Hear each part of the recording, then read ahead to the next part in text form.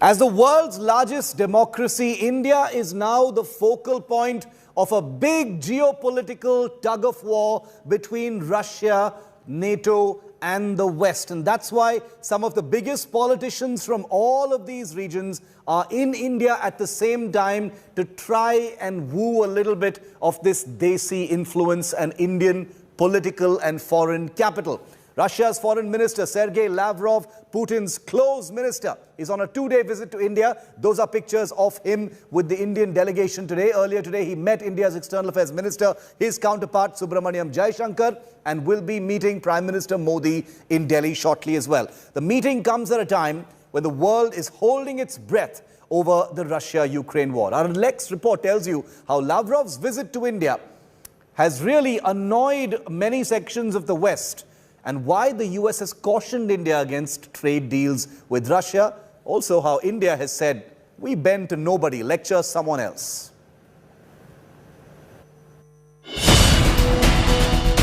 As the Ukraine war rumbles destructively into its second month, one of Russia's oldest allies, India, has been a constant geopolitical spotlight. What role will India play? Can't India leverage its friendship with Russia to stop the war? Why is India going soft on Putin's invasion? Is India alleviating the impact of Western sanctions on Moscow? Has India aligned itself in a deeply polarized world since Putin's tanks rolled into Ukraine? If there's ever been a week that underscores India's primacy in the order of things, it is this one. Three top politicians spanning the dramatic divide have descended at the same time in Delhi. Each one amplifying an independent relationship, but also pushing some sensitive buttons.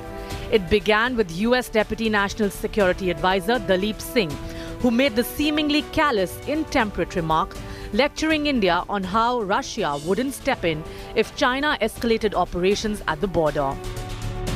A remark that has been widely derided, including by India's former ambassador to the UN, who labelled it as coercion. The abrasive and much derided quip from Biden's man was clearly to try and attack India's relationship with Russia, underscored today by the arrival of Sergey Lavrov, Putin's very vocal foreign minister, and the man doing much of the talking over the Ukraine invasion. We have been developing especially privileged strategic partnership with New Delhi, and this is one of the key priorities of the Russian foreign policy. We appreciate that India is taking this situation in the entirety of facts, not just in a one-sided way. India's External Affairs Minister has previously also hit back at suggestions that India was making missteps by dealing with the belligerent sanctions-hit Russia over oil and gas post the invasion of Ukraine.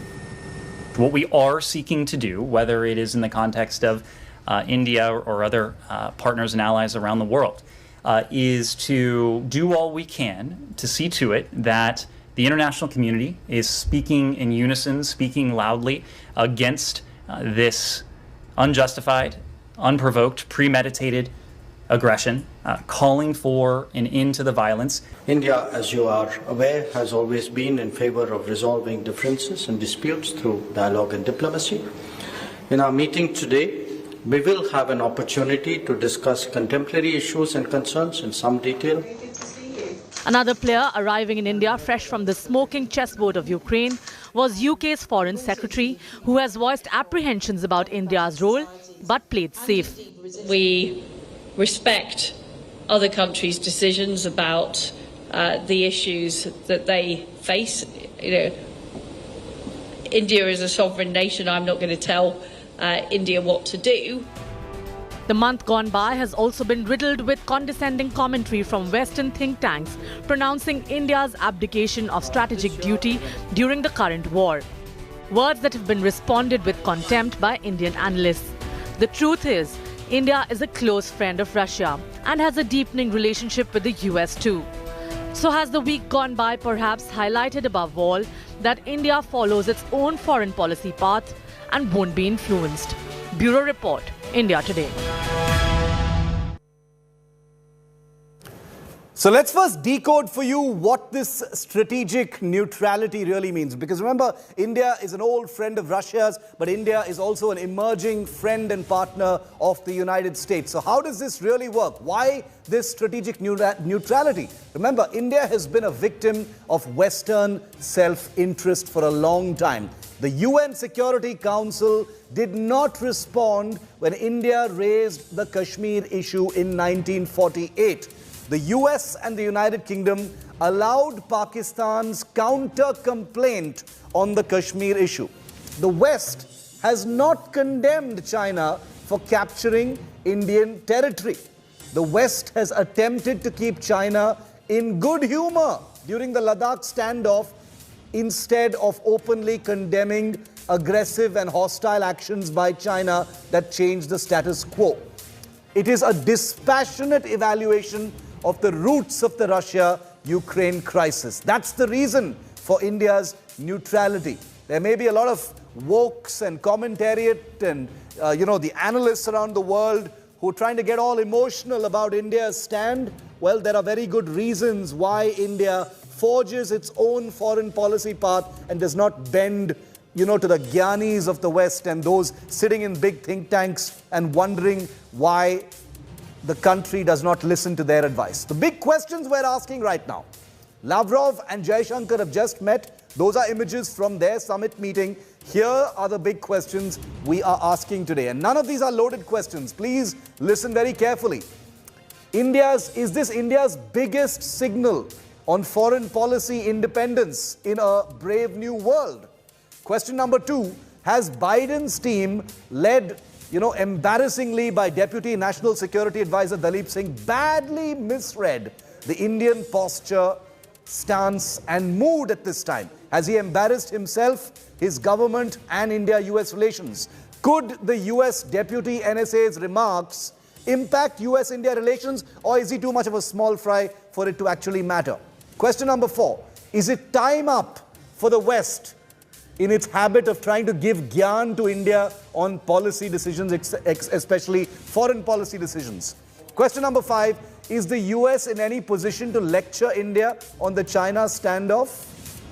Question number 6, has India's geopolitical primacy been amplified in the last 24 hours? You've got Lavrov, you've got the UK Foreign Secretary, you've got the Deputy NSA of the United States, all converging here at the same time. It's been a little awkward for them, but there you have it. That's India's importance. We don't have time to spread out the red carpet for everyone across many days, so you guys better come here at the same time. Has India forged a unique, multilateral, unaligned path by all its actions in the last 37 days since the Ukraine invasion began? And finally, number 8, is this what we're witnessing today, ladies and gentlemen, a fresh global contest for Indian foreign policy muscle? Is that what we are seeing that's been triggered at this time?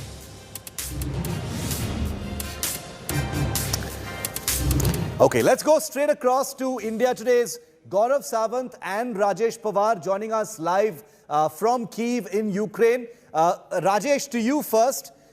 Big meeting between the Russian Foreign Minister Sergey Lavrov and India's External Affairs Minister Dr. S. Jaishankar. Much is being made about India's so-called neutrality on this issue. He praised India for the stance it has taken, which is, understandable given the circumstances and the old friendship. But how do you see this? There have been some intemperate remarks that the US Deputy NSA had to say when he was here yesterday. Today, Lavrov is meeting Jaishankar. How do you see this, Rajesh? Look, Shiv, Russia has been a time-tested friend of India, but in this war, which a lot of Indians feel probably is an unjust war, public opinion in India is also divided.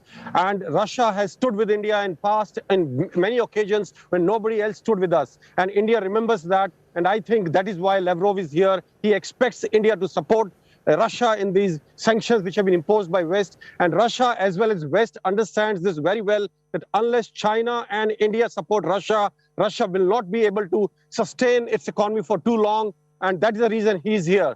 As far as statement of the Deputy NSA of America is concerned, I think he is too naive in the way he spoke. He didn't speak like a diplomat. And it is high time America understands that India can no longer be arm twisted and India will go by its national interest when it comes to its foreign policy. Shiv.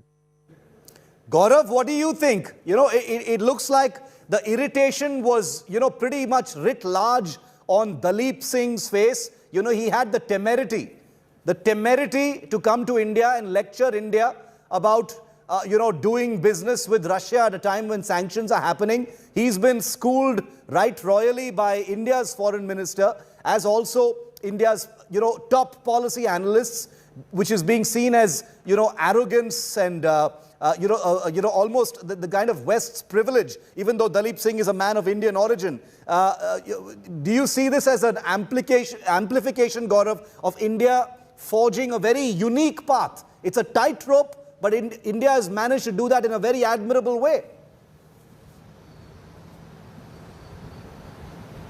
It indeed has. We indeed have, Shiv, of course, as is well known in diplomacy, that there are no permanent friends, no permanent enemies, only permanent national interests. And that's exactly what India is doing. We are following our national interests. We did so even when the issue of S-400, and that is something that you and I well understand because we've tracked that story very closely. The Americans put a lot of pressure on India and India sought CAATSA waiver because India wanted the S-400 system and America did not want India to go in for the S-400s. Also, External Affairs Minister Dr. S. Jaishankar very rightly schooled the West. Don't pontificate, don't preach. It's actually the West, it's European countries that have had at least a 15% increase in their oil and gas procurement from Russia in the past 1 month alone.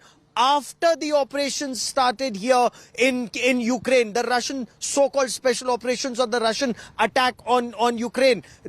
West has bought more oil and gas from Russia, so stop pontificating and preaching to India. We are not in top 10 as the next couple of months will show, as the External Affairs Minister very rightly said. And why should India not look after our permanent interests, whether and our interests in terms of getting cheaper oil from Russia or getting the weapons and systems that we need from Russia? Of course, the West has stood by India, but not as much as we would have liked them to when it came to the Chinese transgressions. If we were to talk about Doklam, well, America did provide us satellite imagery. America did help us in terms of high altitude clothing, even when it came to extreme high altitude clothing post Galvan. So while that has happened, the West hasn't criticized China the way we expected them to criticize China for the LAC transgressions. So if they are looking after their national interests, they shouldn't feel as frustrated as perhaps Dalip Singh felt when India looks after our national interest. And that's the point that India is well and truly making, whether it's with the S-400 systems then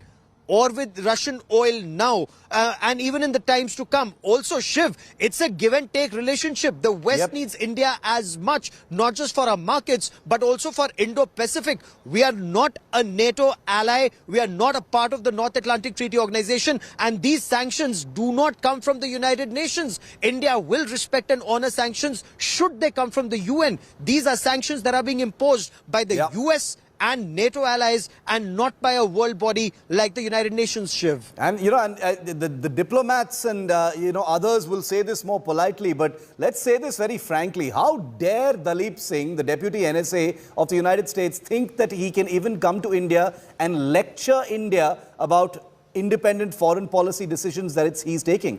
The diplomatic etiquette suggests that he should be here and talking about Indo-US relations. How dare he comment, first of all, on India's decisions? And secondly, why would he even talk about relations with a third party at this point of time, and that too in public? It's one thing for him to do that behind closed doors at meetings, but why would he try and send out a message like that in public? Very reasonable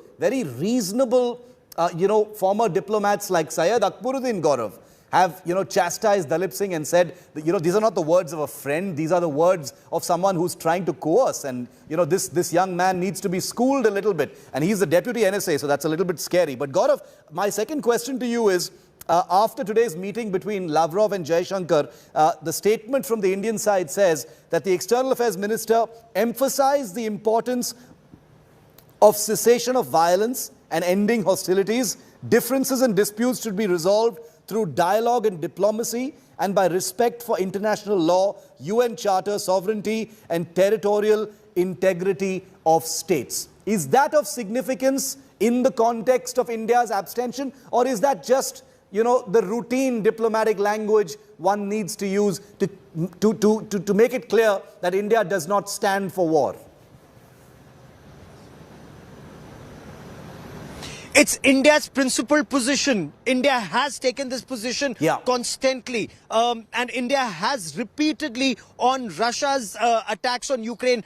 President Putin may call it a special operation. But the Russian attack on Ukraine, India's held a principled position that there cannot be forced change. It has to be dialogue. It has to be United Nations. There have to be cessation of hostilities at all times. Remember, it's also extremely crucial for us, given China's transgressions at the line of actual control, that it all has to be any dispute has to be settled through dialogue and not by force, coercion or threat of use of force. So India has always adopted a very, very principled position, even vis-a-vis Pakistan, vis-a-vis China, and India's airstrikes on Balakot, they were a preventive attack of a terror attack. They were a preventive measure, to stop a terror attack on our territory. So India wants solution through dialogue in every which way, be it China, India or Russia, Ukraine. And that's a stand that India has made to Russia many times in the past. It's the foreign minister. This time it was Prime Minister Narendra Modi and his conversation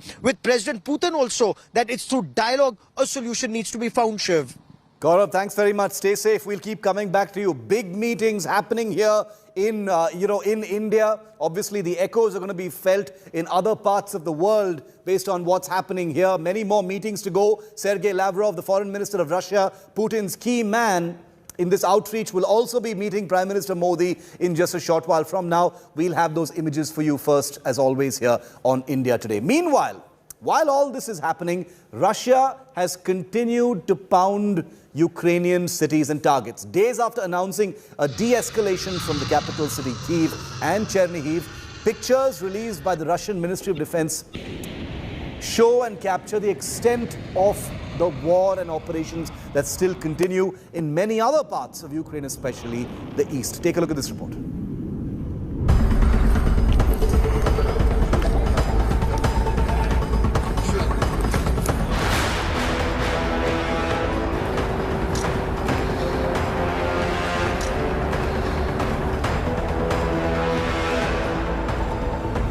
Identify, track, demolish. 2 days after announcing de-escalation and claiming to have withdrawn troops from the capital city of Kyiv, Russia continues its onslaught. The 4 videos released by the Russian Ministry of Defense reveal the ferocity of the assault on Ukrainian forces.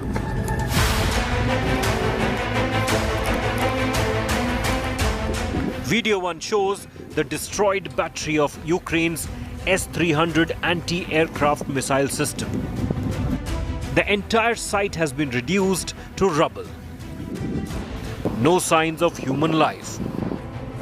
Only war machines destroyed by Moscow. S-300 is a long-range surface-to-air missile system. It was said to be a game changer in Ukraine, but the footage paints a different picture.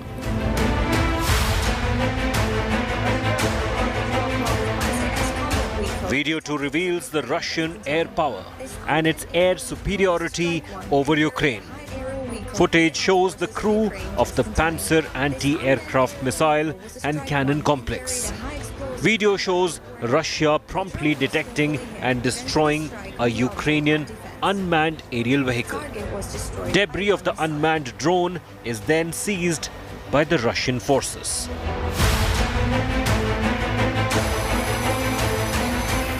The third video shows a special military operation conducted by the Russian armed forces. Moscow is repeatedly striking the military infrastructure and equipment of Ukraine.